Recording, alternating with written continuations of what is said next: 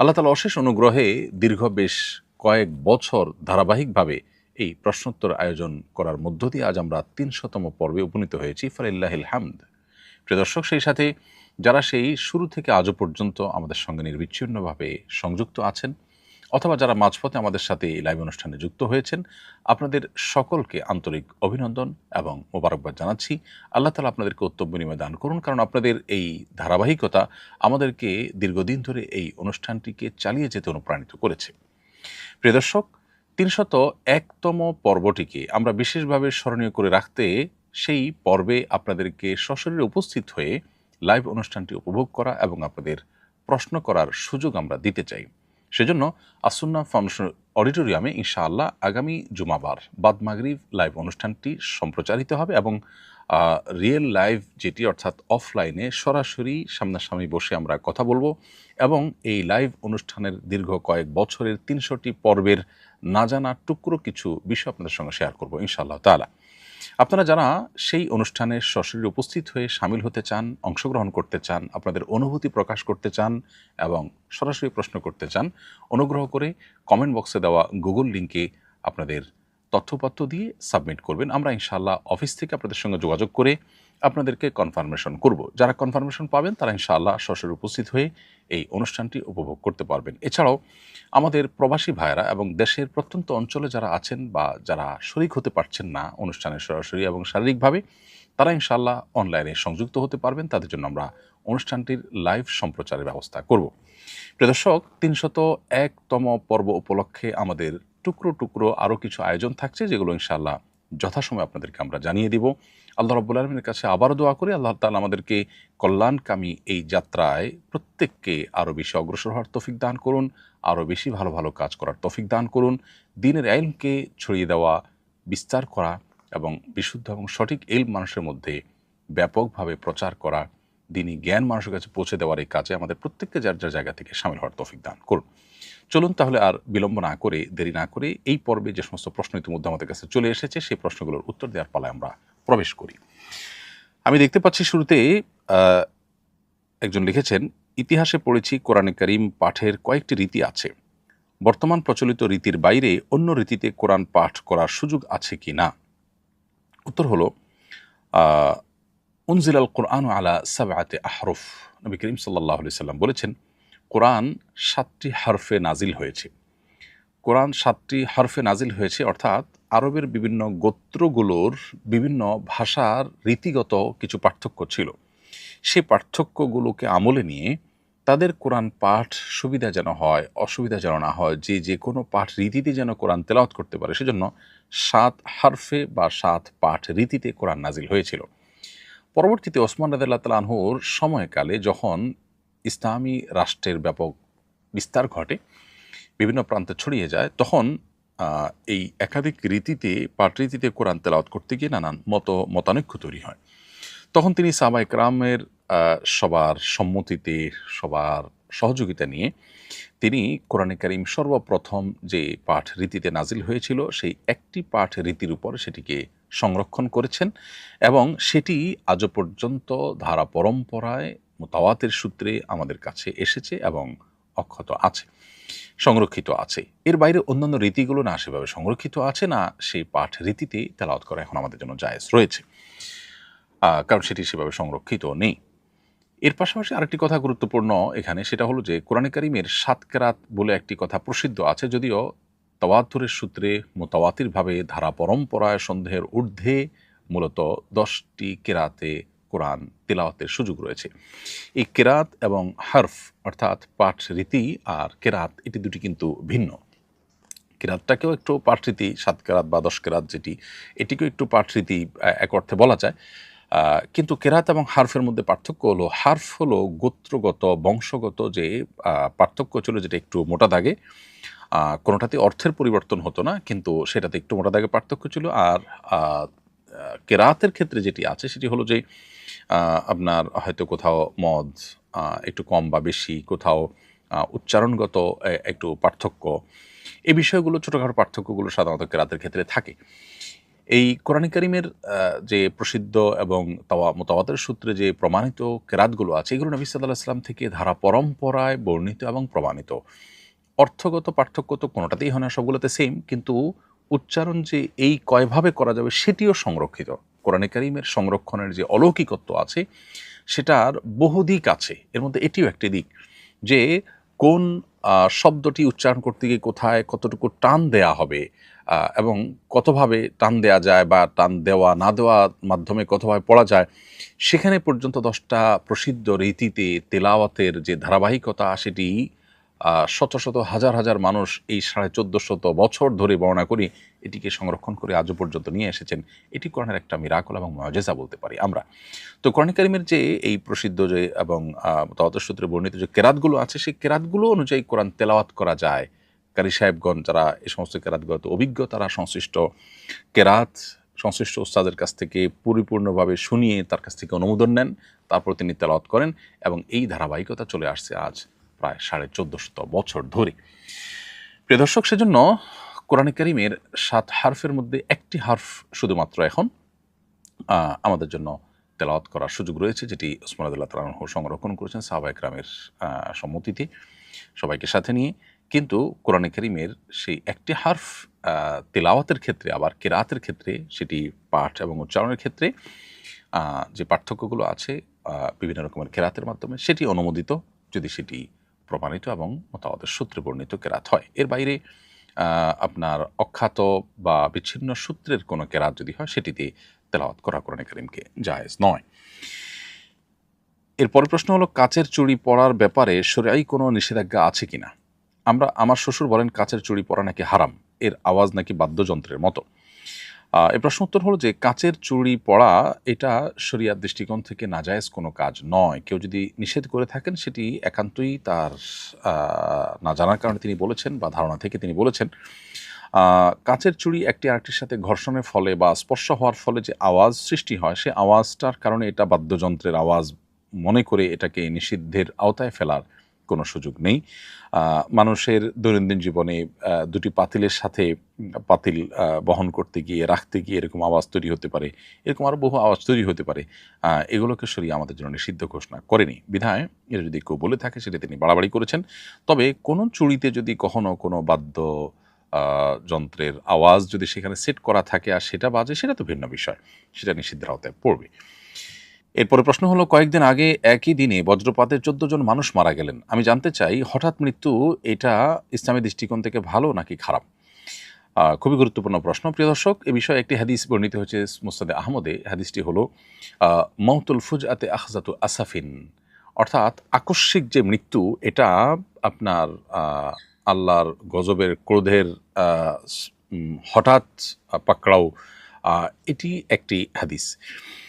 এর বাইরে আরেকটা হাদিস আছে, নবী সাল্লাল্লাহু আলাইহি ওয়াসাল্লাম একবার একটা দেয়ালের কাছাকাছি ছিলেন, দেয়ালটা মানে যে কোনো মুহূর্তে পড়ে যাবে এরকম একটা অবস্থা ছিল। নবী সাল্লাল্লাহু আলাইহি ওয়াসাল্লাম তখন সরে এসেছেন এবং বলেছেন যে আমি এই আকস্মিক মৃত্যু থেকে বাঁচতে চাই এবং পানা চাই। কারণ হলো এর ফলে মৃত্যুর আগে যে ওসিয়ত করার সুযোগ থাকে সেটি থেকে বঞ্চিত হয় মানুষ, এবং এর ফলে মৃত্যুর আগে তওবা করার, ইস্তেগফার করার যে সুযোগ থাকে সেটা থেকে মানুষ বঞ্চিত হয়। এজন্য এটা আমি চাই না।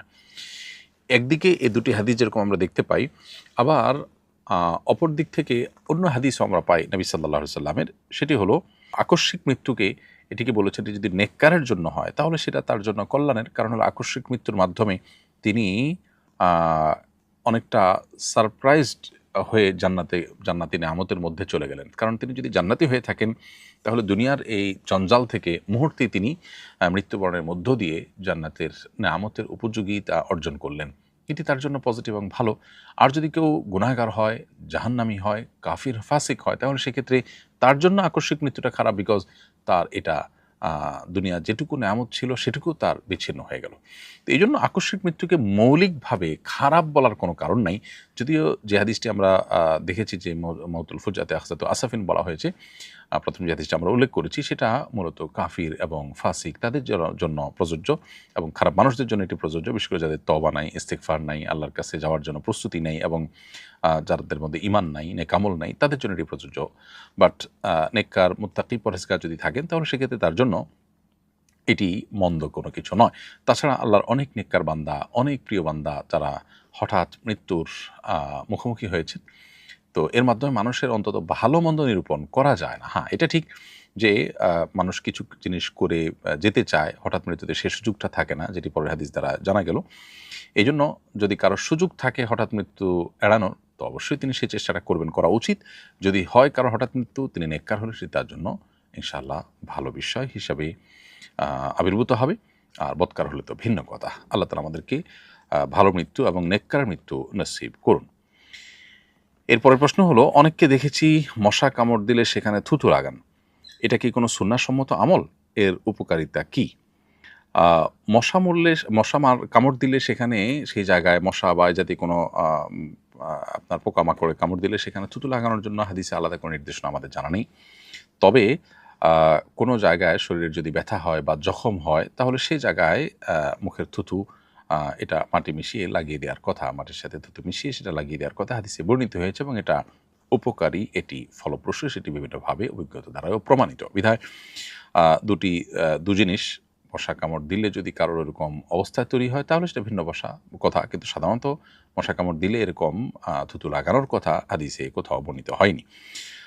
মানুষের থুতুর মধ্যে যে উপকারিতা আল্লাহ তাআলা রেখেছেন, সেটা জখম ইত্যাদি হলে, ব্যথা ইত্যাদি হলে সেখানে জখমের জায়গা লাগানোর কথা সহিহ মুসলিমে আয়েশা রাদিয়াল্লাহু তাআলা বর্ণিত হাদিস থেকে আমরা জানতে পারি।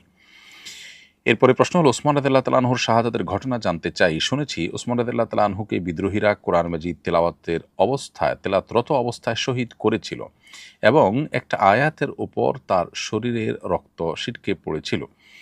এই তথ্য কি সঠিক? যে আয়াতের উপর রক্ত লেগেছিল সেটি কোন আয়াত? উত্তর হলো হ্যাঁ, প্রিয় দর্শক, এটি সঠিক ঘটনা এবং সত্য ঘটনা। ওসমান রাদিয়াল্লাহু তাআলা আনহুকে নির্মমভাবে তিনি শাহাদাত বরণ করেছেন এবং নির্মমভাবে তাকে হত্যা করা হয়েছিল। বিদ্রোহীরা এবং খারেজিরা মূলত তাকে যে হত্যা করেছিল, তখন তিনি কোরআন কারীমের তেলাওয়াতরত ছিলেন, এই অবস্থায় তাকে হত্যা করেছিল এবং তার শরীরের রক্ত কোরআনের একটি আয়াতে গিয়ে স্পর্শ করেছে এবং একটি আয়াতকে রক্তিম করেছে। সে আয়াতটি ছিল ফাসায়াকফিকাহুমুল্লাহ ওয়া হুয়াস সামিউল আলিম, অর্থাৎ আল্লাহ তাআলা আপনার জন্য তাদের বিরুদ্ধে আল্লাহ তাআলা যথেষ্ট হয়ে যাবেন এবং আল্লাহ তাআলা সবকিছু শুনেন, সবকিছু জানেন। অত্যন্ত মর্মস্পর্শী এবং অত্যন্ত মানে গভীর বার্তা বহনকারী এই ঘটনা ওসমান রাদিয়াল্লাহু তাআলার জীবনে ঘটেছে এবং এটি সত্য ঘটনা। খোলাফা রাশেদার ইতিহাসে এটি সুস্পষ্টভাবে প্রমাণিত এবং বর্ণিত আছে। এরপরে প্রশ্ন হলো, আমাদের গ্রামে ব্যাপক লোডশেডিং হয়। কিছুদিন আগে প্রচুর গরম পড়েছিল, তখন একদিন আমরা সবাই মসজিদের বাইরে নামাজ আদায় করেছি। পুরো মসজিদ ফাঁকা ছিল। এতে কি শরঈ কোনো অসুবিধা আছে? অনেকে এটি করে থাকেন, যদি মসজিদে বিদ্যুৎ না থাকার কারণে নামাজ পড়াটা কঠিন হয় গরমের কারণে, তাহলে সেক্ষেত্রে মসজিদের বাইরে নামাজ পড়লে জামাতের সাথে নামাজ আদায় হয়ে যাবে, জামাতের সওয়াবও পাওয়া যাবে। তবে মসজিদের মধ্যে নামাজের যে একটা ফজিলত রয়েছে, সে ফজিলত তো পাওয়া যাবে না যদি মসজিদে না হয়। এক্ষেত্রে অনেক মসজিদের বাইরে উঠান থাকে, বাইরে বারান্দা থাকে, খোলা অংশ থাকে যেটা মসজিদের অংশ, সেখানে যদি জামাতে নামাজ পড়া হয় তাহলে সেক্ষেত্রে ইনশাআল্লাহ বিদিনিল্লাহ মসজিদের নামাজ এবং জামাতে নামাজের সওয়াব একাধারে পাওয়া যাবে। এরপরের প্রশ্ন হলো, শাশুড়ি হজের টাকা জমা দিয়েছিলেন কিন্তু তিনি মারা গেছেন। এখন আমরা এজেন্সি থেকে টাকাগুলো তুলেছি, এই টাকাগুলো আমরা কি করব? দান করে দিতে হবে নাকি আমরা খরচ করতে পারবো?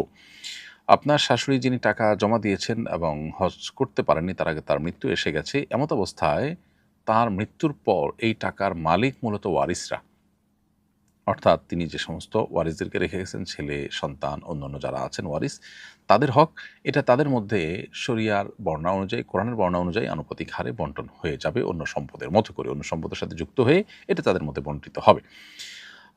এর বাইরে যদি তার উপর কখনো হজ ফরজ হয়েছিল, এমন যদি হয় যে হজটা ফরজ ছিল বেসিক্যালি, কিন্তু তিনি সে ফরজ হজ আদায় করতে পারেননি, তাহলে সেক্ষেত্রে তার এই টাকা দিয়ে ওয়ারিসরা তার জন্য বদলি হজ করেন, তাদের কর্তব্য। এরপরে প্রশ্ন হলো, আমার ভ্রাম্যমান একটি বইয়ের দোকান আছে, বিক্রির উদ্দেশ্যে আমি একজন থেকে কিছু বই পাইকারি কিনেছি। এখন দেখি বইয়ের গায়ে লেখা এটি দাওয়া সংস্করণ, বিক্রির জন্য নয়। এখন আমি কি করতে পারি? আমি যদি এই বইগুলো বিক্রি করি তাহলে কি হারাম হবে? যেহেতু এটি দাওয়া সংস্করণ, বিক্রির জন্য নয়, অতএব এটি বিক্রি করা আপনার জন্য জায়েজ হবে না। আপনার কাছে কেউ যদি বিক্রি করে থাকে তাহলে সে আপনার সঙ্গে প্রতারণা করেছে। আপনি তাকে এই বইগুলো ফেরত দিয়ে টাকা নিয়ে নিতে পারেন, অথবা কোনোভাবে আপনি তাকে বাধ্য করতে পারেন আপনার যে টাকা সে অন্যায়ভাবে গ্রহণ করেছে সেটি দিতে। আর যদি সেটা আপনি আদায় করতে নাও পারেন, তাহলেও এটি আপনার জন্য বিক্রি করা জায়েজ হবে না, কারণ এটি মূলত আরেকজনের জিনিস আপনাকে সে দিয়ে দিয়েছে, যেটা আসলে আল্লাহর রাস্তায় দেওয়ার কথা সে আপনার কাছে বিক্রি করেছে। তো এমত অবস্থায় আপনার এটি দাওয়াতি কাজে ফ্রি বিতরণের জন্য ব্যয় করতে হবে। যে টাকা আপনার গচ্ছা গেছে সেটার জন্য আপনি কিয়ামতের দিন অবশ্যই বুঝে পাবেন এবং আল্লাহর কাছে আজর পাবেন সবরের জন্য। কিন্তু তাই বলে এই ফ্রি বিতরণের বই আপনার জন্য বিক্রি করা জায়েজ হবে না।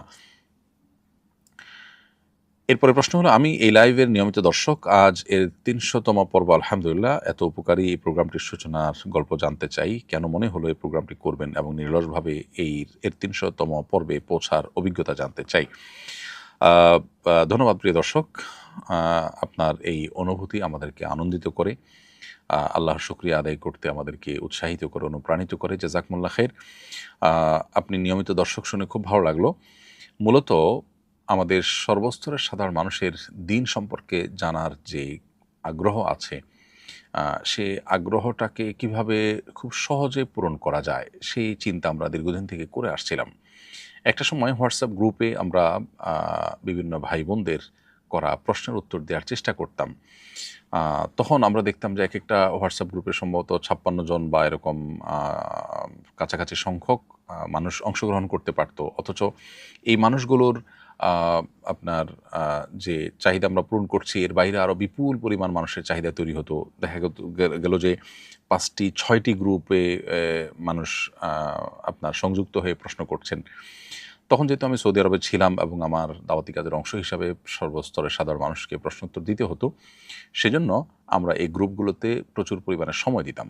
কিন্তু আলাদা আলাদা গ্রুপ করে করে মানুষকে সময় দেওয়ার চাইতে সবাইকে একটা প্ল্যাটফর্মে এনে প্রশ্ন উত্তর দেওয়ার সুযোগ থাকলে সেটা আমাদের জন্য ভালো হতো, তাদের জন্য ভালো হতো। একই প্রশ্ন দেখা যায় বহু মানুষের সেটার উত্তর জানার সুযোগ হতো। এই চিন্তা থেকে মূলত আমরা এই ফেসবুক লাইভের মাধ্যমে এবং ইউটিউব লাইভের মাধ্যমে আমাদের সম্মানিত দর্শক শ্রোতামণ্ডলীর সারা দুনিয়াতে যারা ছড়িয়ে ছিটিয়ে আছেন সর্বস্তরের সাধারণ মুসলমানদের প্রশ্ন উত্তর দেওয়ার জন্য আমরা এই লাইভ অনুষ্ঠানটি শুরু করি।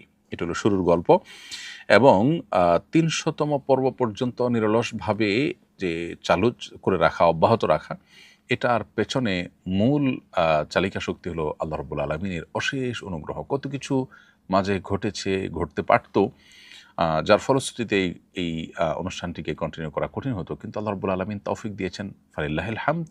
সেই সাথে আমাদের সম্মানিত দর্শক শ্রোতামণ্ডলী যারা শুরু থেকে আমাদেরকে অনুপ্রাণিত করে আসছেন, যারা অংশগ্রহণ করে আসছেন, যারা ধৈর্য ধারণ করে শুনেছেন, অন্যদেরকে দাওয়াত দিয়েছেন, তাদের এই অংশগ্রহণটা মূলত আমাদেরকে অনেক বেশি অনুপ্রাণিত করেছে। এই জন্য তাদের প্রতিও কৃতজ্ঞতা এবং ধন্যবাদ।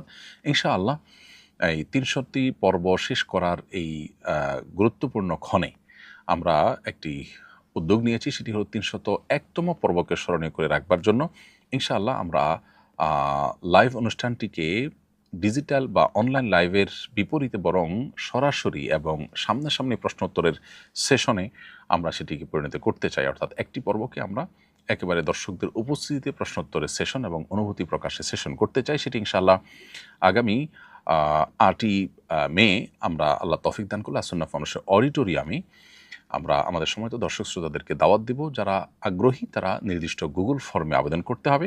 আবেদনকারীদের মধ্য থেকে ৫০০ লোককে আমরা ইনশাআল্লাহ ফোন কলের মাধ্যমে, SMS-এর মাধ্যমে আমরা নিশ্চিত করব তারা ইনশাআল্লাহ জুমাবার অর্থাৎ আগামী জুমাবার ৮ই মে তারা আসরের সময় ফাউন্ডেশনে চলে আসবেন বা আসরের পরপর চলে আসবেন। মাগরিব পড়ে আমরা সাথে সাথে লাইভে সংযুক্ত হব। অর্থাৎ প্রতিদিন এই লাইভ অনুষ্ঠানটা আমরা এশার পরে করলেও সেদিন আমরা মাগরিবের পরে করব এবং সরাসরি অংশগ্রহণ করবার সুযোগ থাকবে। যারা দূর দূরান্তে আছেন বা শারীরিকভাবে অংশগ্রহণ করতে পারছেন না, তারা যেন অনলাইনে এই অনুষ্ঠানে আমাদের সাথে সংযুক্ত হতে পারেন, তাদের জন্য আমরা ব্যবস্থা রাখবো এবং সরাসরি সেটি লাইভ সম্প্রচারিত অনলাইনেও হবে।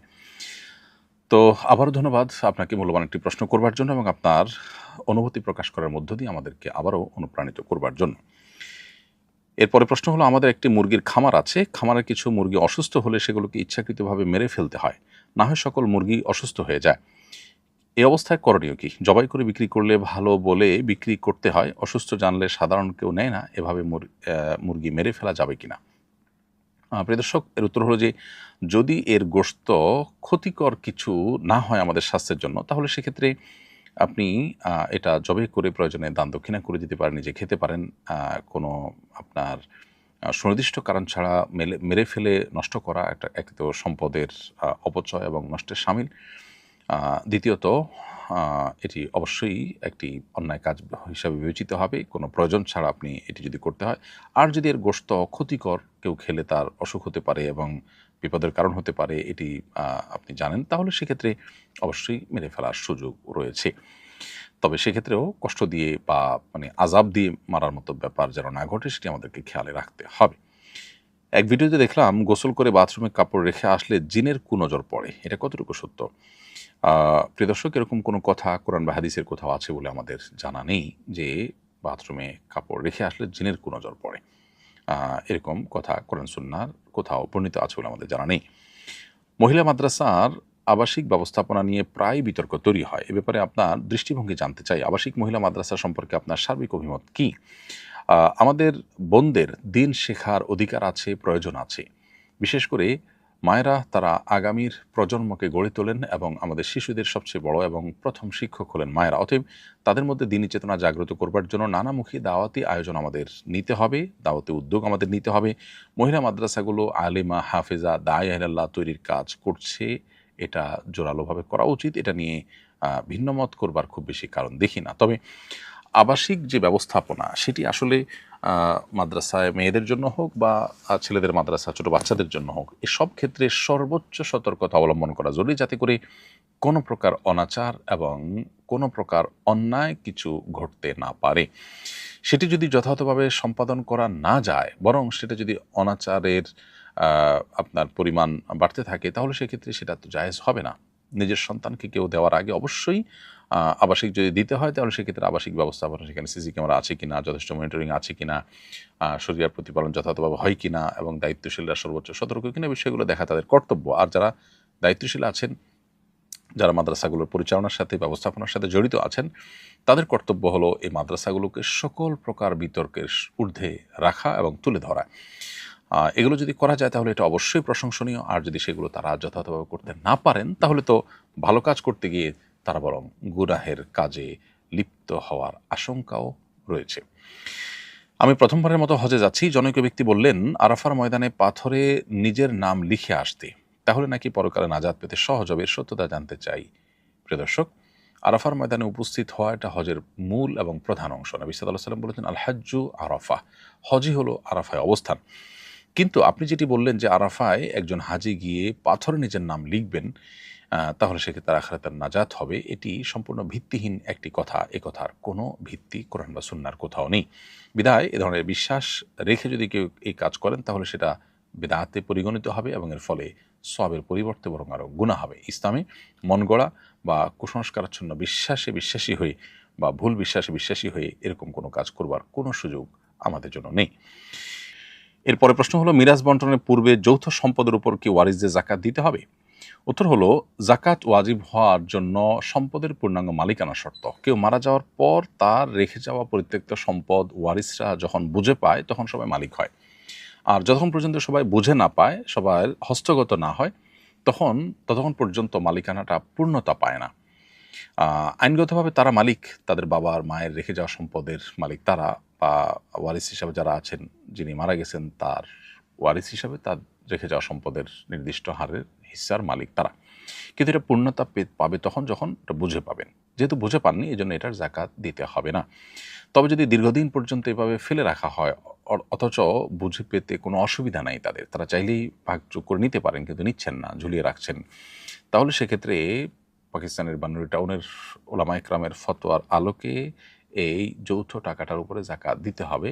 ওয়ারিসরা আনুপাতিক হারে যার যতটুকু হিস্সার মালিক, তিনি ততটুকু, অন্যান্য সম্পদের সাথে এটা মিলে যদি যাকাত যোগ্য হয়, তাহলে সেক্ষেত্রে তিনি যাকাত দিয়ে যেতে হবে। যদিও এক্ষেত্রে অন্যদের ভিন্ন মতো আছে। কারণ হলো, হস্তান্তর প্রক্রিয়া পূর্ণতা পায়নি এবং হস্তগত হয়ে মালিকানাটা পরিপূর্ণতা অর্জন করেনি, সেজন্য আপনার এক ভিন্ন দৃষ্টিকোণ থেকে এটির পর যাকাত আসে না। কিন্তু যাকাত দেওয়াটাই হলো অধিকতর নিরাপদ। বিশেষ করে আজকাল বছরকে বছর এভাবে যৌথ সম্পদ ফেলে রাখা হয় কোনো বিশেষ কারণ ছাড়া। এমনিতেই কোনো মানুষের মৃত্যুর পর যত দ্রুততার সাথে সম্ভব তার সম্পদ বন্টন করে নেওয়া এবং ওয়ারিসদের মধ্যে ভাগযোগ করাটা, এটা আমাদের কর্তব্যের অংশ। এরপরে প্রশ্ন হলো, বজ্রপাত হওয়ার সময় করণীয় কি? এ সময় করণীয় বিশেষ কোনো আমল আছে কি? বজ্রপাতে প্রায় সময় আমরা শুনতে পাই অনেক মানুষের প্রাণহানি ঘটে, অনেক বিপদের কথা আমরা শুনতে পাই, অনেক দুর্ঘটনার কথা আমরা শুনতে পাই। বজ্রপাতের সময় একজন ইমানদারের দুটি করণীয়ের কথা আমরা বলব। প্রথম করণীয় হলো সর্বোচ্চ সতর্ক থাকা, যাতে করে তিনি কোনো বিপদের মুখোমুখি না হন, আকস্মিক মৃত্যুর মুখোমুখি যেন না হন।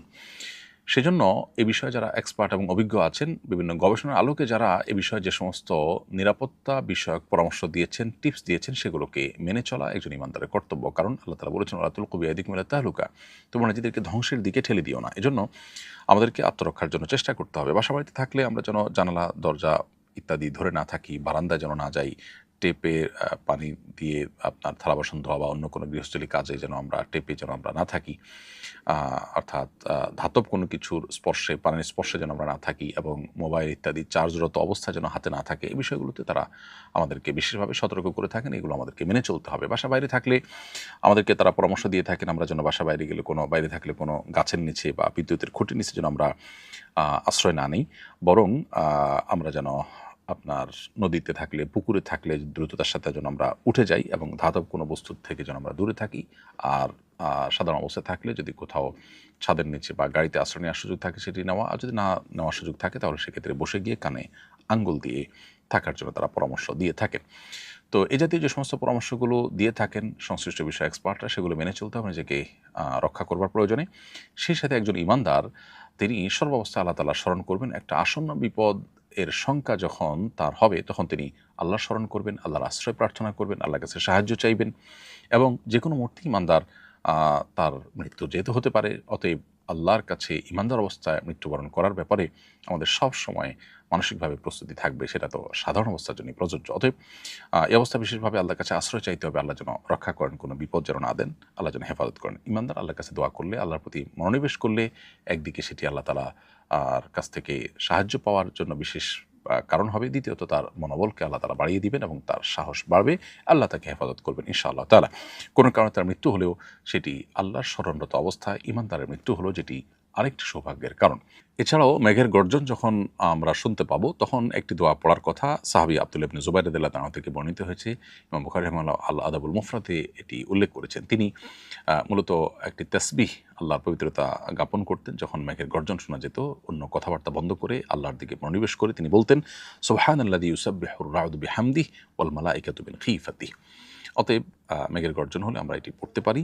এর বাইরে আল্লাহ তাআলার কাছে সাধারণ অবস্থাতে যে কোনো আসন্ন বিপদ থেকে বাঁচার জন্য আমরা সর্বোচ্চ সচেষ্ট থাকব। এরপরে প্রশ্ন হলো, সামর্থ্য থাকা সত্ত্বেও হজ না করলে কিরূপ শাস্তি হতে পারে? আল্লাহ তাআলা ভালো জানেন কিরূপ শাস্তি আল্লাহ তাআলা দিবেন, কারণ এ বিষয়ে ডিটেইল বর্ণনা কোরআন বা হাদিসের কোথাও পাওয়া যায় না। তবে একটি হাদিস ওমর ইবনুল খাত্তাব রাদিয়াল্লাহু তাআলা আনহুর উক্তি হিসাবে বর্ণিত হয়েছে বিভিন্ন জায়গায়। সেখানে আমরা দেখতে পাই যে যে ব্যক্তি হজ করার সামর্থ্য থাকা সত্ত্বেও হজ করল না, সে ইহুদি হয়ে কিংবা খ্রিস্টান হয়ে যে কোনোভাবে মৃত্যুবরণ করুক না কেন, এটা সমান। অর্থাৎ এটা হজকে অস্বীকার করার নামান্তর। হজ ফরজ হওয়ার পরও, সামর্থ্য থাকার পরও যদি সে হজ না করে, তাহলে তার মৃত্যুটা এটা অমুসলিম মৃত্যুর সাথে তার পার্থক্য হয় না। এটা এক ধরনের সতর্কীকরণ। এর মাধ্যমে অবশ্য লোকটা ইমান থেকে খারিজ হয়ে যায়, সেটি সাব্যস্ত হয়েছে বলে কোনো মুহাদ্দিস, কোনো আলিম অবশ্যই ব্যাখ্যায় বলেননি। অতএব হজ ফরজ হলে একান্ত শরঈ কোনো ওজর ছাড়া হজ না করে সেটাকে বিলম্ব করা, এটা অনুচিত এবং অনুত্তম। একজন ঈমানদার তিনি হজ ফরজ হওয়ার পর অনতি বিলম্বে হজ করা উচিত এবং বিভিন্ন অজুহাত দিয়ে সেটাকে পেছানো অনুচিত কর্ম। আর হজ যদি না করে কেউ মারা যান, তাহলে সেক্ষেত্রে তার শাস্তি কী হবে, তার ডিটেইল বা বিস্তারিত বর্ণনা একমাত্র আল্লাহ তাআলা ভালো জানেন। সেটা কোরআন বা হাদিসের কোথাও আমাদেরকে আলাদা করে জানানো হয়নি। এরপরে প্রশ্ন হলো, বিবাহের অলিমা কখন করা সুন্নত? বিবাহের কত দিনের মধ্যে অলিমা করা যাবে? উত্তর হলো, বিবাহের আগের সময় থেকেই মূলত অলিমা করা যায়, তবে রাত্রি যাপনের পর অলিমা করা উত্তম এবং মুস্তাহাব। আর নববধূ যতদিন নববধূ থাকে, নববধূর আপনার আবহাওয়া পরিবেশ থাকে, ততদিনের মধ্যেও অলিমা করা যেতে পারে। অতএব অলিমা করার বিষয়টি একেবারে নির্দিষ্ট একটা সময়ের জন্য ফিক্সড, এর একটু আগে বা পরেও করা যাবে না, ব্যাপারটা সেরকম না। যদিও উত্তম সময় হলো রাত্রি যাপনের পর। প্রিয় দর্শক, আমরা দেখতে দেখতে অনুষ্ঠানের ঠিক মাঝামাঝি পর্যায়ে এসে পৌঁছেছি। সময় হয়েছে বিরতিতে যাবার। বিরতির পর আবার ফিরে আসবো ইনশাআল্লাহ, আমাদের সঙ্গেই থাকুন।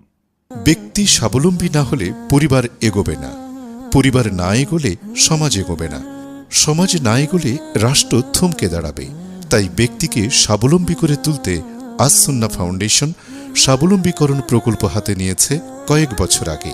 এই প্রকল্পের আওতায় শুধু 2024 সালেই 2052 জনকে 30,000 টাকা মূল্যের স্বাবলম্বী উপকরণ দেওয়ার পর বেশিরভাগই ঘুরে দাঁড়িয়েছে।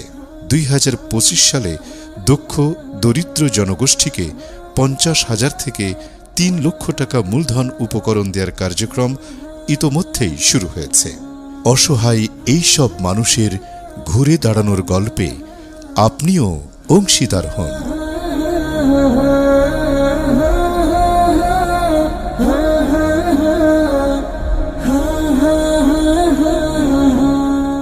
প্রিয় দর্শক, বিরতির পর আবার আপনাদেরকে স্বাগতম জানাচ্ছি। আপনারা দেখছেন আস সুন্নাহ ফাউন্ডেশন আয়োজিত সাপ্তাহিক প্রশ্নোত্তরমূলক অনুষ্ঠান শরঈ সমাধানের 300তম পর্ব।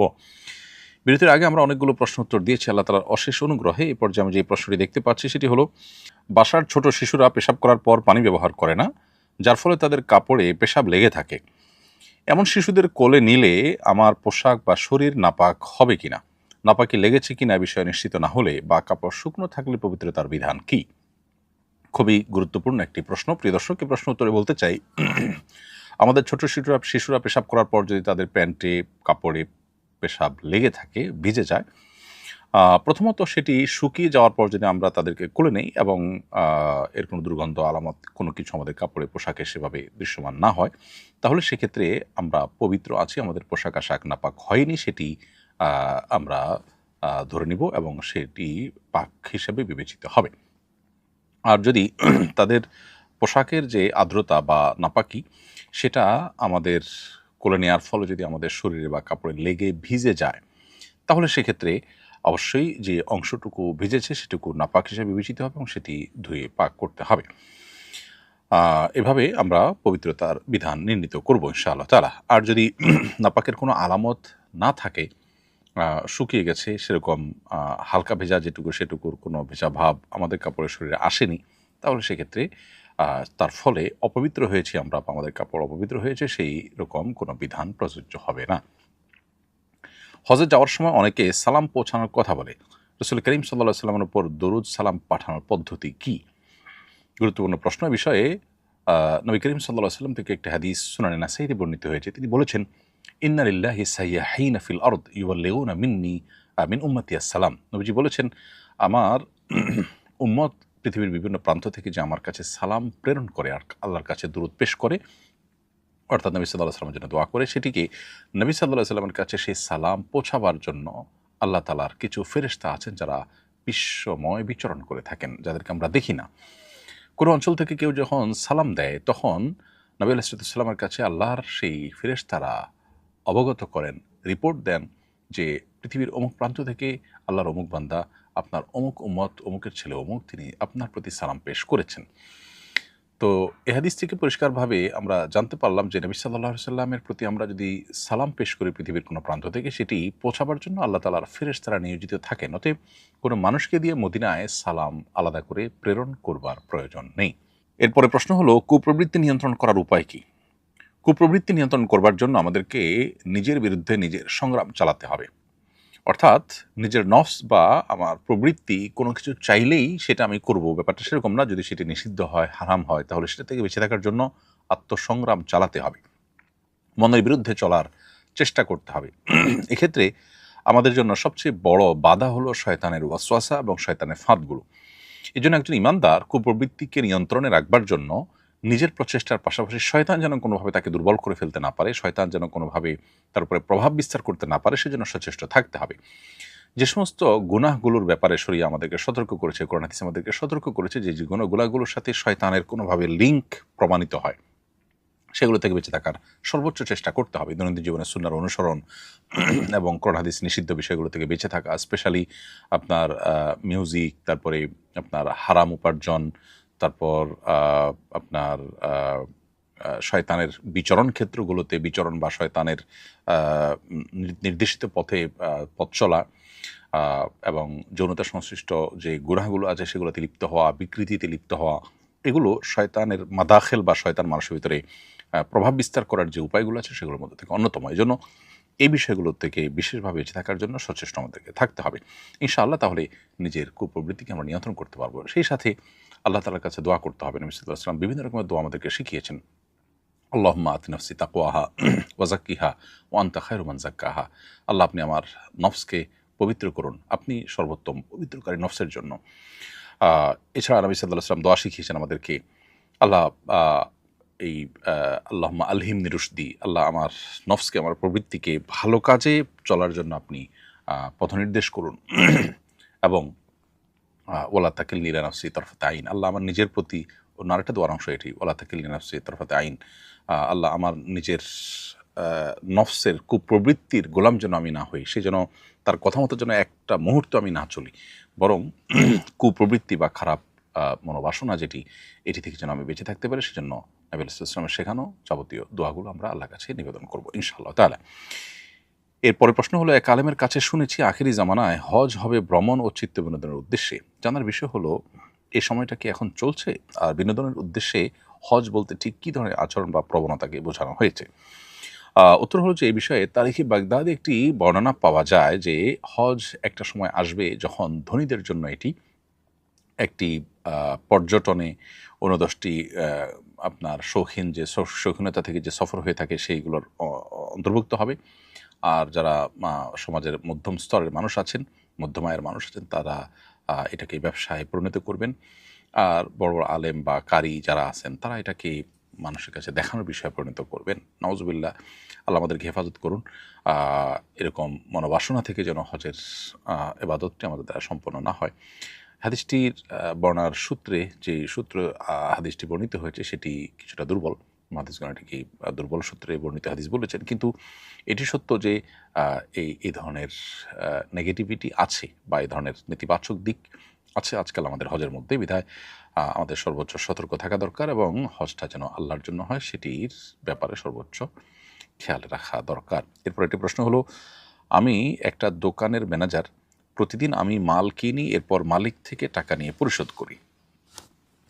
আমি যদি বাজারে অন্যান্য ব্যবসায়ীর তুলনায় কম দামে মাল কিনে দোকানের কাছে আরেকটু বেশি দামে পাইকারি বিক্রি করি, এরপর মালিক থেকে টাকা নিয়ে পাইকারি বিক্রেতাকে পরিশোধ করি এবং লভ্যাংশটা আমার থাকে, তাহলে এটা জায়েজ হবে কিনা? উত্তর হলো না প্রিয় দর্শক, এটি জায়েজ হবে না। কারণ আপনাকে মালিক রেখেছেন, বেতন দিচ্ছেন, এই বেতনটা কৃষি বিনিময়ে দিচ্ছেন, মালিকের হয়ে আপনি এই কাজগুলো করবেন। সে কাজ করতে গিয়ে যদি আলাদা মুনাফা আপনি মাঝখান থেকে অর্জন করেন, সেটা এক ধরনের প্রতারণা হবে। এবং আপনার আমানতদারিত্বের সাথে দায়িত্ব পালনের অংশ হিসাবে আপনি এমনিতেই সর্বনিম্ন দামে মালিককে মাল কিনে দিবেন, এটা আপনার ডিউটির অংশ।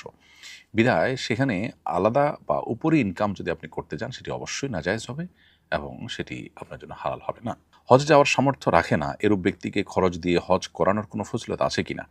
এছাড়া অনেক কোম্পানি তার ডিলারদের মধ্যে নির্বাচিতদের পুরস্কার স্বরূপ যদি হজে পাঠায়, তাহলে মালিক কি এর জন্য কোনো সওয়াব পাবেন? উত্তর হলো যে, হজ এমন একটা ইবাদত, যে ইবাদতে যদি অন্য কাউকে আপনি পাঠান বা হজে যাওয়ার ব্যবস্থা করে দেন, অবশ্যই আল্লাহ তাআলা আপনাকে তার জন্য তার হজের পাশাপাশি আপনাকেও আল্লাহ তাআলা হজ পালনের সওয়াব দান করবেন এক্সট্রা হিসেবে। এ বিষয়ে ইবনে খুজাইমা বর্ণিত হাদিস এবং সহিহ মুসলিম বর্ণিত হাদিস রয়েছে। নবী সাল্লাল্লাহু আলাইহি ওয়াসাল্লাম বলেছেন, ইবনে খুজাইমা বর্ণিত হাদিসে, মান জাহাজা গাজিয়ান মান জাহাজা আও জাহাজা হাজ্জান আও খালাফাহু ফি আহলিহি আও ফাত্তারা সাইমান, যে ব্যক্তি কোনো জেহাদে যেতে ইচ্ছুক মুজাহিদকে যে ব্যক্তি প্রস্তুত করে নিল, ব্যবস্থা করে দিল, অথবা যে ব্যক্তি কোনো হাজিকে হজে যাওয়ার ব্যবস্থা করে দিল, অথবা তারা হজে বা জেহাদে যাওয়ার পর তাদের পরিবারের ব্যয়ভার বহন করলো, ব্যবস্থা করলো, অথবা যে ব্যক্তি কোনো রোজাদারকে ইফতার করালো, এই ব্যক্তিগুলো সম্পর্কে তিনি বলেছেন, কানা লাহু মিসলা উজুরিহিম মিন গায়রি আন ইয়ানতাকিসা মিন উজুরিহিম সেই। অর্থাৎ যে ব্যক্তিরা এই ইবাদতগুলো করেছেন, তাদের সওয়াবে কোনো প্রকার কমতি না হয়েই যে ব্যক্তিরা এই সহযোগিতামূলক কাজ করেছেন, তাদেরকে আল্লাহ তাআলা সমান সওয়াব অতিরিক্ত হিসেবে দান করবেন। এরপরে প্রশ্ন হলো, পরিবারকে সাথে নিয়ে গৃহাভ্যন্তরে নামাজ আদায়ের ক্ষেত্রে নারী একামত দিতে পারবে কিনা? উত্তর হলো যে, গায়রে মাহরাম কেউ যদি না থাকেন, তাহলে অনেক উলামা কেরামের মতেই নারীরা একামত দিতে পারবেন। এরপরে প্রশ্ন হলো, কোনো শিশু যদি অন্য শিশুকে আঘাত করে এবং বড় ধরনের ক্ষতিও হয়ে যায়, তাহলে এর কি হবে? বাবা কি শিশুকে শাস্তি দিতে পারবেন?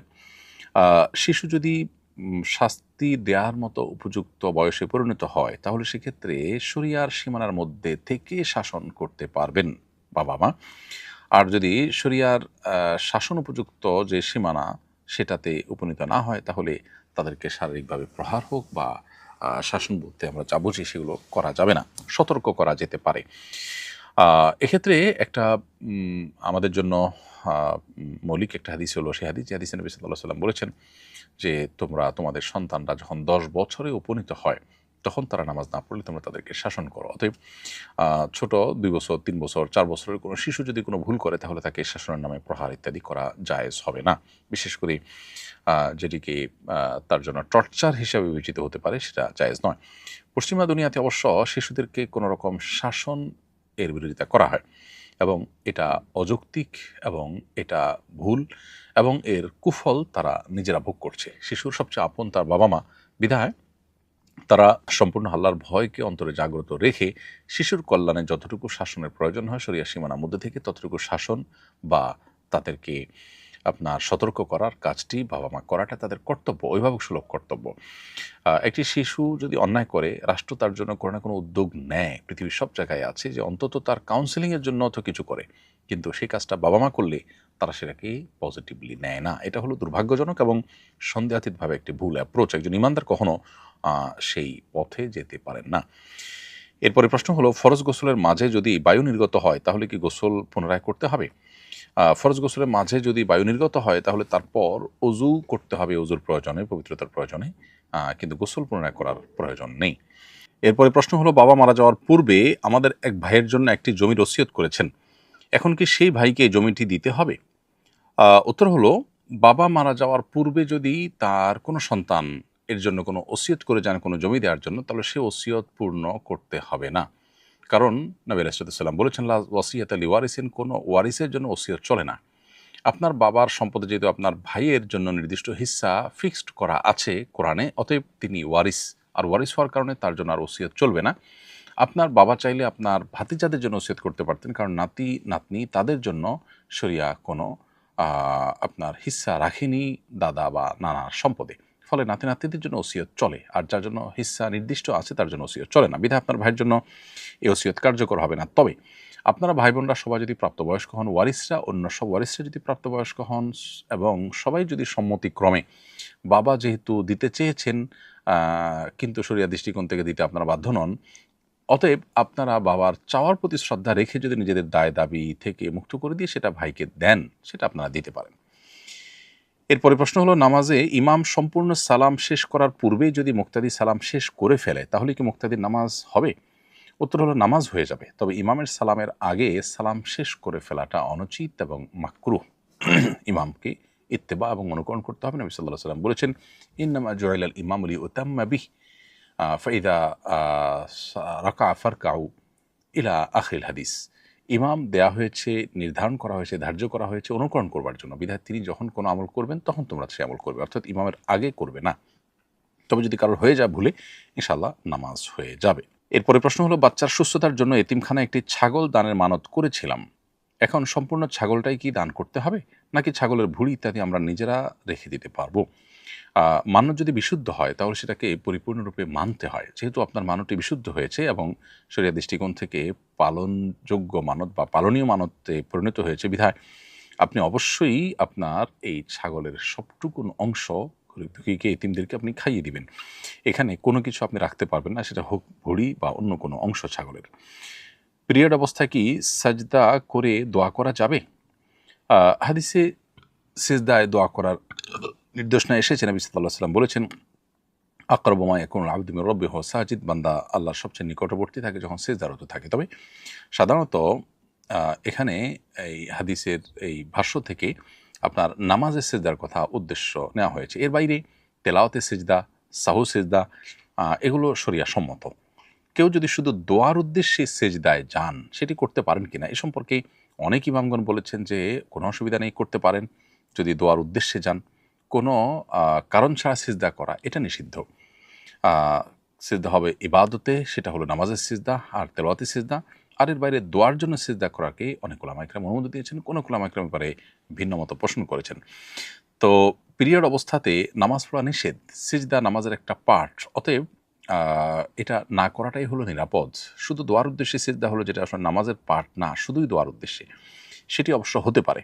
কিন্তু যেহেতু অনেক ওলামায়ে কেরাম এ ধরনের সিজদাকে অনুমোদন করেন না, অর্থাৎ শুধু দোয়ার জন্য সিজদার কথা তারা বলেন যে শরিয়া সিদ্ধ নন, অতএব ইখতিলাফের বা মত পার্থক্যের ঊর্ধ্বে ওঠার জন্য তিনি সাধারণ এবং স্বাভাবিক অবস্থা দোয়া করতে পারেন, জিকির আজকার করতে পারেন, আল্লাহ তাআলার কাছে দুহাত তুলে দোয়া করতে পারেন কিবলামুখী হয়ে বা যে কোনো দিকে ফিরে, সেটা ভিন্ন বিষয়, সেটি আপনি মেনটেন করতে পারেন। এরপরে প্রশ্ন হলো, টুপি পরে কিংবা অন্য কিছু দিয়ে হলেও মাথা ঢেকে ওয়াশরুমে যেতে হয়, হজে আমরা কি করব? খালি মাথায় কি ওয়াশরুমে যাব?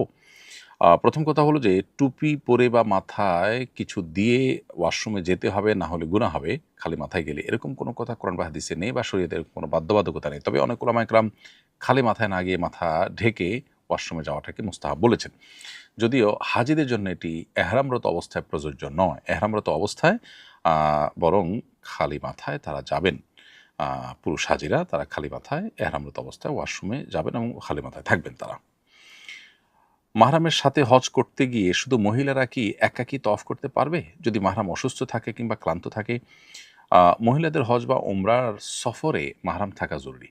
কিন্তু সফর যদি না থাকে তাহলে সেক্ষেত্রে হজের বিধিবিধান বা তওয়াফ, নফল তওয়াফ ইত্যাদি এগুলো করার জন্য সাথে মাহরাম থাকা আবশ্যক না। তবে আজকাল অনেক বেশি ভিড় হয়ে থাকে। একজন নারীর সেফটি, সিকিউরিটি অনেক গুরুত্বপূর্ণ। তার পর্দা, পশিদা, তার ব্যক্তিত্ব অনেক মূল্যবান এবং গুরুত্বপূর্ণ বিষয় ইসলামে।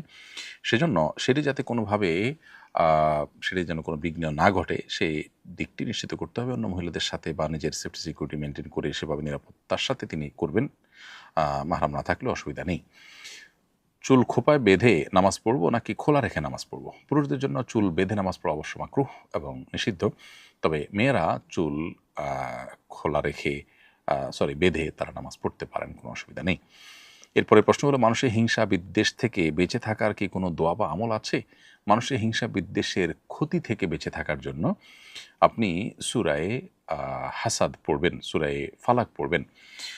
কুল আউযু বিরাব্বিল ফালাক মিন শাররি মা খালাক ওয়া মিন শাররি গাসিকিন ইযা ওয়াকাব ওয়া মিন শাররি নাফাসাতি ফিল উকাদ ওয়া মিন শাররি হাসিদিন ইযা হাসাদ। এই যে শেষ আয়াতে আল্লাহ রাব্বুল আলামিন বলেছেন ওয়া মিন শাররি হাসিদিন ইযা হাসাদ, হিংসুক যখন হিংসা করে তখন তার হিংসা থেকে আমি আপনার কাছে পানা চাই আল্লাহ। তো এই সূরাটি অর্থাৎ সূরা ফালাক, এটি আপনি পড়লে ইনশাআল্লাহ হিংসুকের হিংসা থেকে আপনি আত্মরক্ষা করতে পারবেন। এর বাইরে সকাল সন্ধ্যার যে দোয়াগুলো আছে সেগুলো যদি আপনি পড়েন নিয়মিত, ইনশাআল্লাহ রক্ষা কবচ দোয়াগুলোর মাধ্যমে আল্লাহ রাব্বুল আলামিন আপনাকে হিংসুকের হিংসা থেকে হেফাজতে করে রাখবেন এবং তার ক্ষয়ক্ষতি থেকে আল্লাহ তাআলা রক্ষা করবেন। এরপরে প্রশ্ন হলো, সিজদার আয়াত পাঠ করে সিজদা না করে কি সামনে কোরআন পড়তে পারবো? উত্তর হলো, তেলাওয়াতে সিজদা তেলাওয়াত করার পর সিজদার আয়াত সিজদার সাথে সাথে দেওয়াটা আবশ্যক নয়, তবে সাথে সাথে দেওয়াটা উত্তম। বিলম্ব না করে সাথে সাথে দেওয়াটাই হলো মুস্তাহাব এবং ভালো। যদি কোনো কারণে আপনি তেলাওয়াত করে চলে যান, পরে দেন, তাতেও সিজদা আদায় হয়ে যাবে। আমাদের পুরাতন মসজিদের পরিবর্তে তার পাশেই নতুন করে মসজিদ নির্মাণ করেছি। বর্তমানে অব্যবহৃত সেই পুরাতন মসজিদ ভবনটি অবকাঠামো সংস্কার করে একাংশ ইমাম সাহেবের ফ্যামিলির জন্য, আরেক অংশ সর্বসাধারণের জন্য মসজিদ ভিত্তিক পাঠাগার বানাতে চাই। এটা আমরা করতে পারবো কিনা জানাবেন প্লিজ। কোনো জায়গায় যদি মসজিদ হিসেবে স্থির হয়ে যায়, ওয়াকফকারী মসজিদ হিসাবে এটাকে ফিক্সড করেন এবং নিয়ত করে ফেলেন, নিয়ত করে দিয়ে দেন, তখন সেটা মসজিদ হিসাবে নির্মিত হয়ে যায়। এরপর সেখানে আসলে মসজিদের বাইরে অন্য কোনো কিছু করা জায়েজ নয়। এটা মসজিদের সম্মানের খেলাফ এবং পরিপন্থী। অবশ্য কোনো জায়গায় যদি এমন হয় যে মসজিদ আর এখানে ব্যবহৃত হওয়ার কোনো সুযোগ নেই, এখানে বসতি নেই এবং আর হওয়ার কোনো স্কোপও নেই, অথবা কোনোভাবে এটা ব্যবহার উপযোগী না, সেক্ষেত্রে পাশে করতে হয়েছে, এরকম যদি হয় তাহলে সেক্ষেত্রে সেটাকে অন্য কাজে ব্যবহার করাকে আরব ওলামায়ে কেরাম, সৌদি আরবের ওলামায়ে কেরাম, হাম্বুল ফিকহিগণ জায়েজ বলেছেন। এবং নিরুপায় হলে, একদম কোনো কাজে লাগছে না, সেটাকে ফেলে রাখার চাইতে অন্য কোনো কাজে ব্যবহার করে সেটার উপকারিতা বা তার লাভ সেটা মসজিদের জন্য ব্যয় করা হলো, সেটি ভালো। আর এমনিতে যদি আপনার মসজিদ, পুরাতন মসজিদ নির্মাণ আছে, তার পাশে আপনি নতুন মসজিদ নির্মাণ করেছেন, পুরাতন মসজিদের ওখানে ইমামের ফ্যামিলি ঘর করেছেন, সেটা করা মসজিদের শান এবং আদবের খেলাফ, বরং সেটা করা যাবে না। পাঠাগার করতে পারেন, তবে সেখানেও মসজিদের আজমত, মসজিদের সম্মান এটা যেন বজায় থাকে। যে জায়গাটা একবার মসজিদ হিসাবে চূড়ান্ত হয়ে গেছে, সেটা আসলে আসমান থেকে জমিন পর্যন্ত মসজিদ হিসাবে স্থির হয়ে যায়। অতএব সেখানে মসজিদের শানের সাথে যায় না এমন কোনো কাজ করা উচিত না, বা অমসজিদীয় সুলভ কোনো কাজ করা উচিত না। বাসাবাড়ি বা আবাসন, নিজের থাকার জায়গা, কারোর থাকার বা জায়গার ব্যবস্থা করা, এটা মসজিদের শানের সাথে যায় না। বিশেষ করে আবাসন করা বা বাসাবাড়ি বা তৈরি করা। শরীর সমাধানমূলক প্রশ্ন উত্তর অনুষ্ঠানের ৩০০তম পর্ব সমাপ্তির জন্য আপনাকে এবং আসন্না ফাউন্ডেশনকে ধন্যবাদ। এই অনুষ্ঠানের মাধ্যমে আমার অনেক কিছু জানার সুযোগ হয়েছে। এই অনুষ্ঠানের জন্য আমি অপেক্ষায় থাকি। ধন্যবাদ প্রিয় দর্শক।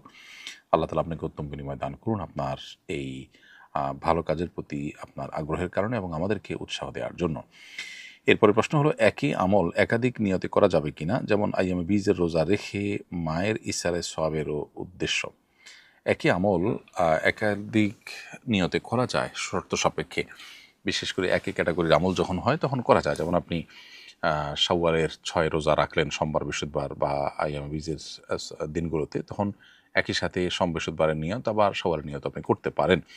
কিন্তু যদি আপনি ফরজ রোজা এবং নফল রোজার নিয়ত একসাথে করেন তাহলে দুইটা আদায় হবে না, বা নফল রোজা এবং কাজা রোজার নিয়ত করেন তাহলে দুইটা আদায় হবে না একসাথে, কারণ দুইটা দুই ক্যাটাগরির জিনিস। সম্প্রতি আমি একটি ওমরা আদায় করে মাথার চুল সম্পূর্ণ মুন্ডন করেছি। এখন যদি নতুন করে এহরাম বেঁধে আরেকটি ওমরা করতে চাই, তখন আমার মাথায় তেমন চুল থাকবে না। এই অবস্থায় ওমরার শেষে চুল কাটা বা মুন্ডনের আমল কিভাবে আদায় করব? প্রথম কথা হলো যে আপনি উভয় ইবাদতের পরেই চুল চাঁচাটা যেহেতু উত্তম, অতএব আপনি চুল চাঁচবেন।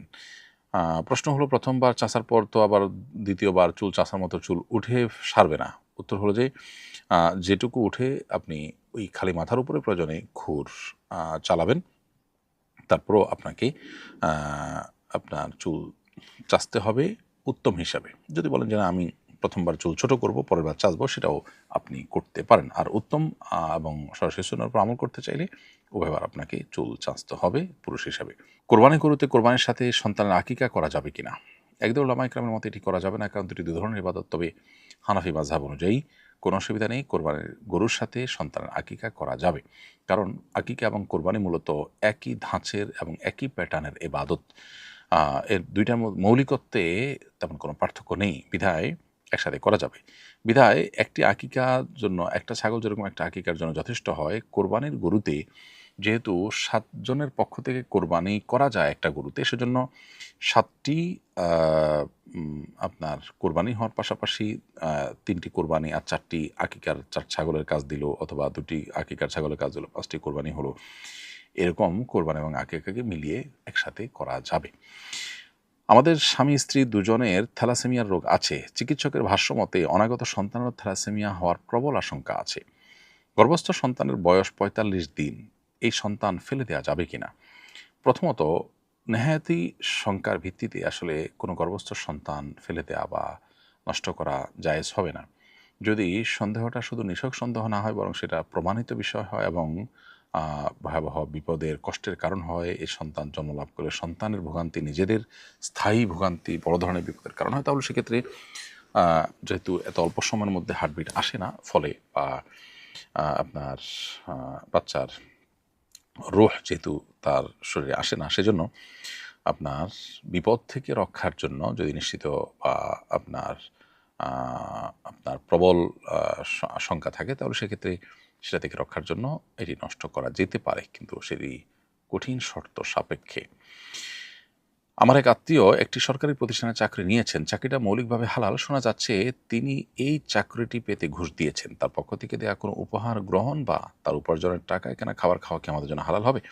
কেউ ঘুষ দিয়ে চাকরি নিলে ঘুষ দিয়ে চাকরি নেওয়াটা হারাম, গুনাহের কাজ করেছেন। তবে নিরুপায়, অথচ তার হক আছে, তাকে বাধ্য করা হয়েছে, এমত অবস্থা হলে আসলে তার জন্য এটি গুনাহ হবে না। যিনি গ্রহণ করেছেন তিনি গুনাহগার হবেন। আর যদি স্বেচ্ছায় সেদে নিজে ঘুষ দিয়েও থাকেন, তাহলেও তিনি হারাম কাজ করেছেন, কিন্তু উপার্জন যেটি করছেন, হালাল কাজ করে উপার্জন করছেন, তার পারিশ্রমিক নিচ্ছেন, সেটি কিন্তু হারাম হবে না। বিধায় তার উপার্জিত যে সম্পদ, সেখান থেকে আপনাকে কোনো উপহার উপঢৌকন দিলে আপনি সেটি গ্রহণ করতে পারেন। এরপরে প্রশ্ন হলো, যারা নামাজ আদায় করে না তাদের দিয়ে কবর খোঁড়া যাবে কিনা? উত্তর হলো হ্যাঁ, যাবে। কবর খোঁড়ার জন্য নামাজি হওয়া শর্ত, না হলে কবর খুঁড়লে গুনাহ হবে এমন কোনো কথা নেই। তবে হ্যাঁ, প্রত্যেকটা মুসলমানেরই নামাজ পড়া কর্তব্য, সেটি ভিন্নতর বিষয়। নবীজি সাল্লাল্লাহু আলাইহি সাল্লামের সময়ে উহুদ যুদ্ধে শহীদদের যেখানে কবর দেওয়া হয়েছিল সেখানে কি এখনও আছে নাকি স্থানান্তর করা হয়েছে? হজে যে উহুদ যুদ্ধে শহীদদের কবর জিয়ারত করতে পারবো কিনা? উত্তর হলো হ্যাঁ, উহুদ যুদ্ধের শহীদদের কবর জিয়ারতের জন্য যাওয়া যাবে। শুধু যাবেই না, বরং এটি সুন্নাহ। নবী আলাইহিস সালাম মাঝে মধ্যেই মদিনার মসজিদে নবী থেকে বের হয়ে তার অদূরেই অবস্থিত উহুদ যুদ্ধের শহীদদের কবরে সালাম পেশ করতেন। বিধান সেটা আমরা করব, এবং এখনও সেই কবরস্থান আছে উহুদ পাহাড়ের পাদদেশে। এরপরে প্রশ্ন হলো, একজন প্রসিদ্ধ আলেম মারা গেছেন, তার ফেসবুক ও ইউটিউব চ্যানেল এখনও সচল, এখনও তার ভিডিও মিলিয়ন মিলিয়ন ভিউ হয়, এই দুটো চ্যানেল কি তার জন্য সাদকা জারিয়া হবে? উত্তর হলো হ্যাঁ, অবশ্যই। যদি কোনো ভালো কাজ কেউ রেখে যান দুনিয়াতে, তাহলে তার মৃত্যুর পরও সেই ভালো কাজের ধারা অব্যাহত যতদিন থাকবে, তার জন্য তিনি অবশ্যই আশা করা যায় সওয়াব লাভ করবেন আল্লাহ তাআলার কাছে। যে সমস্ত সওয়াবে জারি বা আল্লাহ তাআলার কাছে যে সমস্ত বিনিময়ে মানুষ নিয়মিত পেতে থাকেন, তোমার থেকে একটা উপকারী ইলম, যদি কেউ উপকারী ইলম রেখে যান, তাহলে সেটার সওয়াব তিনি পান। আল্লাহ আমাদেরকে ইখলাস দান করেন, আমরা যেন আল্লাহর কাছে আজরের আশায় এই কাজগুলো করতে পারি। এরপরে প্রশ্ন হলো, এক কবরে একাধিক ব্যক্তিকে কবর দেওয়ার বিধান কি? আমার দাদা দাদি দুজনই অসুস্থ। দাদা ওসিয়ত করেছেন যদি তারা দুজনে একসাথে মারা যায় তাহলে এক কবরে কবর দিতে। উত্তর হলো যে এক কবরে একজনকে দাফন করাটাই হলো সুন্নাহ।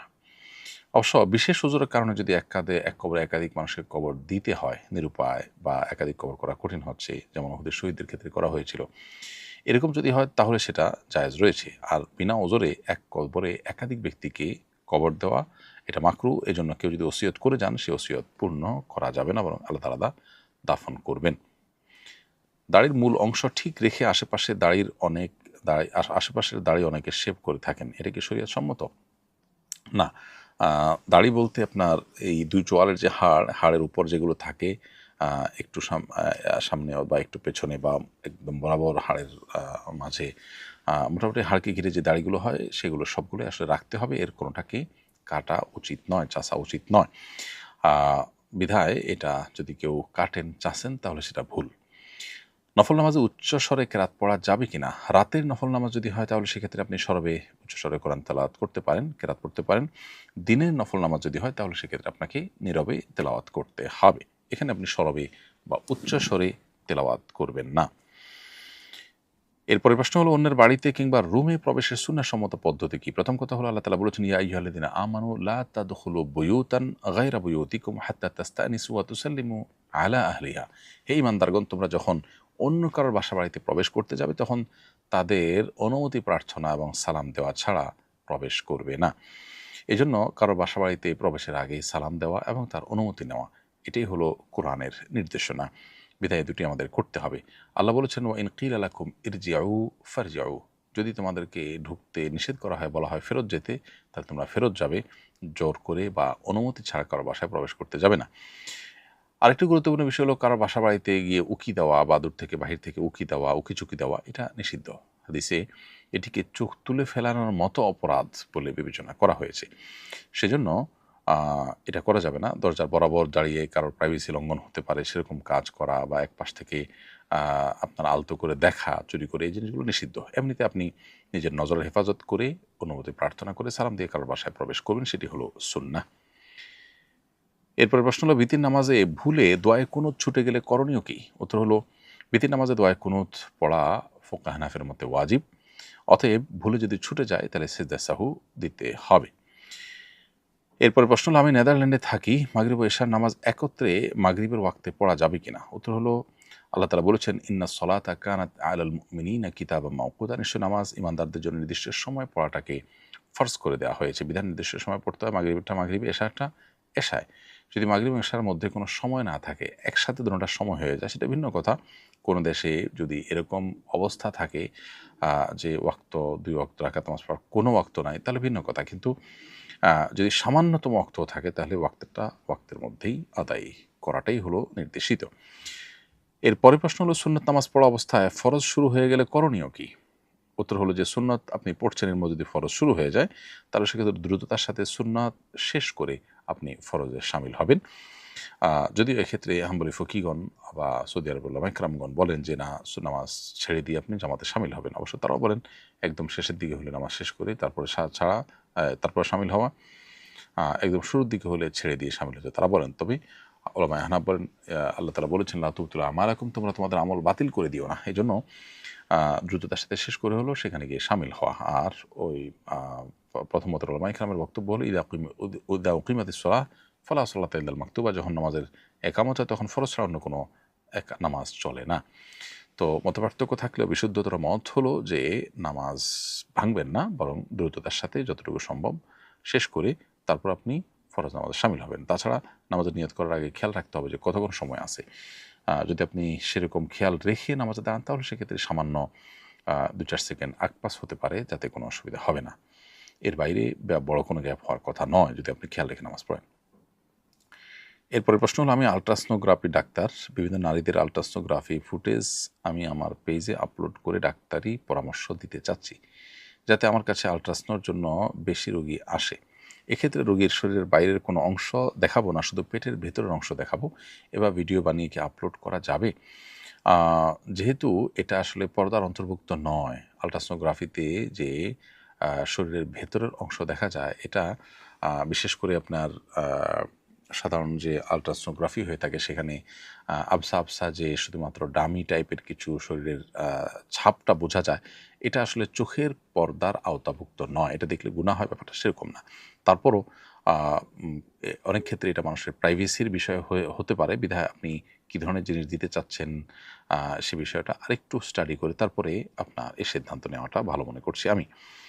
প্রয়োজনীয় বিষয়ে ভালো কোনো আলিমের সাথে আপনি সরাসরি সাক্ষাৎ করে বা ডিটেল আরেকটু খুলে বলে দেখিয়ে কিছু নমুনা, তারপর আপনি এ বিষয়ে পদক্ষেপ নেওয়ার জন্য আপনাকে আমরা পরামর্শ দিব। এরপরে প্রশ্ন হলো, ছোট থেকে আমার শীত বেশি, গরমের সময় আমার শীত লাগে। শীত থেকে বাঁচার জন্য টাকনুর নিচে কি পায়জামা আমি পরতে পারবো? শীত থেকে বাঁচার জন্য হোক আর সাধারণ অবস্থায় হোক, সর্বাবস্থায় আপনি টাকনুর নিচে পাজামা পরতে পারবেন। কারণ পাজামা টাকনুর নিচে টাকনুর নিচে আপনি মোজা পরতে পারবেন, পাজামা পরতে পারবেন না।